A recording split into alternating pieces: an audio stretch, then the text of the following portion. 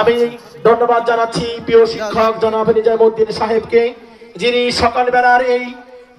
সকালবেলার সমস্ত প্রকারের অলসতা জীবন পরিহার করে এই কনকনে শীতের মধ্যে নিজেকে গুটিয়ে না রেখে শিক্ষার নূরকে প্রজ্বলিত করার জন্য আমাদের কাছে আসেন। আমাদের সন্তানদের হাতে তিনি কোরআন তুলে দিচ্ছেন।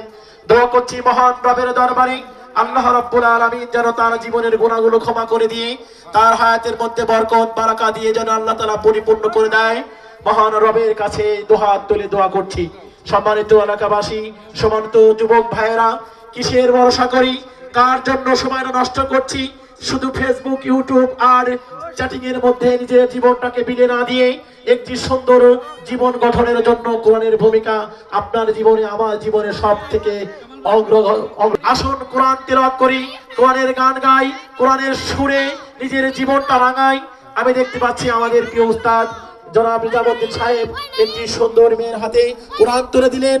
আমি দোয়া করছি মহান রবের কাছে যেন প্রত্যেকটি সন্তান যেন কোরআন তেলাওয়াত করে, সালাম বিনিময় করে, যেন এই পথে আসলে সবাই যেন শৈশবের ওই ছাকের কোয়ের মতো যেন হুজুরকে সালাম দিয়ে যেন পাল্লা দেয়, প্রতিযোগিতা করে, কেননা সেটি হলো আমাদের জীবন, বরকতময় জীবন।